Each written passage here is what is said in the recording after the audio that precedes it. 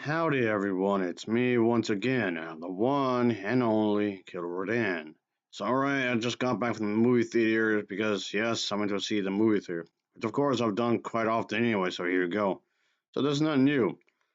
So okay, speaking of stuff not new, I saw a horror movie. Yeah, who didn't see that coming, right? Come on, I'm always watching horror stuff.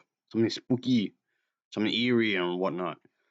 Alright, let's spill the beans and get to the damn point, shall we? Yeah, I went to see the Final Destination movie, Bloodlines, I should say. Yes, which involves a family this time around, I guess you would say. And yes, before anyone asks, yes, I did review the other movies in this franchise, and I just thought I might as well get to this one, I guess. Anyway, so, of course, as always, let's get to the plot, shall we? So here we go, of course. The film starts off with, like, this 1950s-esque kind of this diner thing, but up in the air. The characters go up and up and up. You can really tell what's going to happen here. Of course, obviously, it's a part of a premonition, of course, and and whatnot. It does fast forward sometime. It's supposed to take place like in the 1950s, or at least something like that, anyway. Like the 1950s kind of a thing going on right in the beginning of the movie where something crazy happens, of course, and whatnot. Yeah, but it starts off with pretty violent, pretty explosion and gore and all that jazz. I think like you might expect these movies to do. This is what the sixth installment of the franchise, so of course that's going to happen, obviously.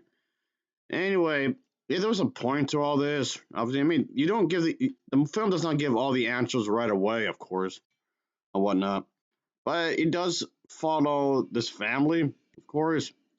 I mean, to be more exact, this has something to do with like the in 1968, but it kind of gave me that 1950s vibe, but whatever.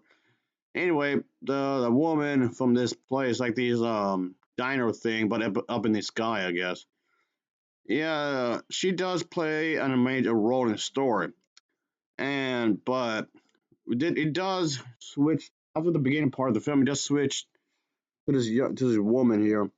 This in the present, I should say, this woman, and yeah, she's having these nightmares. She's having these recurrent nightmares about this collapse, referring to what happened in the beginning of the movie, realizing that these nightmares are linked to her, I guess, grandma and whatnot.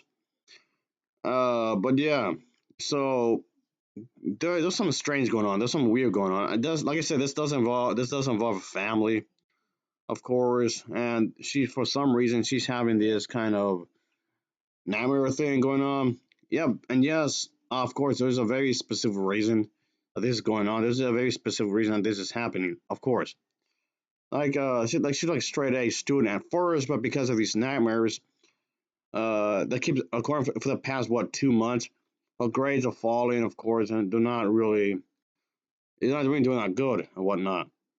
So yeah, she kind of brushes off like nightmares, like whatever, but she does speak about to all the family members about the Gram over here, but they kind of give that look that she's crazy. We don't talk about Gram. We don't talk about grandma.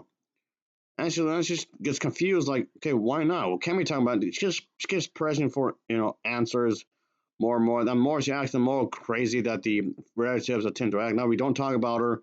She's insane. She's crazy. She's a nut job. We don't talk about her whatsoever. But yeah, I'll just leave it at that, folks. I'll just leave it at that. And there is a very specific reason as to why no one wants to talk about her and whatnot. And as push gets to shove, things just get crazier. Well, it's a horror movie after all. It's supposed to get weird, of course. Again, like I said, I'll just leave it at that. All I'm gonna say is, yeah, fuck them pennies. Yeah, fuck them to death. Oh, oh boy, that was just wow. That was just traumatizing. That was wow. Yes, I'm leaving it like that. I'm not gonna. I'm not. I don't care enough to elaborate on that. I'll just leave it at that. Them's a bunch of bitches. Anywho, so yeah, this is definitely one of the better entries of the series because the thing is that I was kind of hesitant on watching these because when it comes to this franchise, I do see what they were going for. The only movies I really liked from the series was probably the first two, and as for those, I'm kind of like whatever about. Thankfully, this is definitely one of the better entries of the series. And it didn't feel like it's over the top as some of the others, but I mean, maybe it is to some extent, but it does feel more grounded compared to some of the others. So I'll give the movie that. It does work in a lot of ways. It does help to create this sense of agency, this sense of emergency, and you feel anxious, like very anxious for the characters. And yes, it's the way it was shot. Is how there was is how the movie was edited. The use of music, the use of sound. So yeah, it does really give you. It really does create this sense of emergency, this sense of agency, this sense of being anxious, like a general sense of anxiety, of being anxious. It really, really goes on that, on that, and part of that. It goes on that level. It really does well on that. So I'll give the movie that. And of course, when it comes to horror movies, you think this should be obvious, but horror movies can be really useful and really good when it comes to editing. You really need the camera angles and whatnot. You need the way it's choreographed, the way it's done. It can be really, really effective. Yes, these movies are very gory. Yes, these movies are very violent. Yes, these movies can be really brutal, which they all are. Which in itself I have no issue with, really. But it takes more than just that, okay? It takes a lot more than that.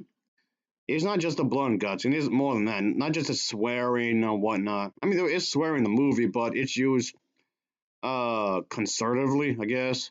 Only when it's needed, of course. That's something when it comes to a lot of this type of movies. A lot of people seem to think that the characters would be nonstop swearing like a little kid. It's just like a little kid discovered the word bitch or asshole, and they just use it way too much. Yeah, don't do that. It can be used, but don't make it seem juvenile. Is what I'm saying, folks. Anyway, just to wrap it up, is that like I said, this is one of the better movies of the series. It's definitely one of the better movies.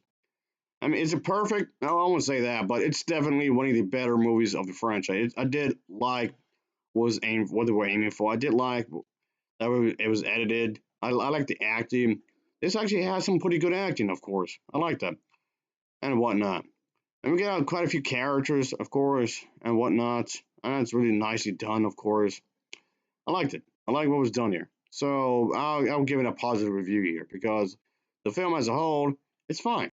Yeah, there's this character does return to the Final Destination series, and yes, he explains quite a few things on how he could possibly escape this.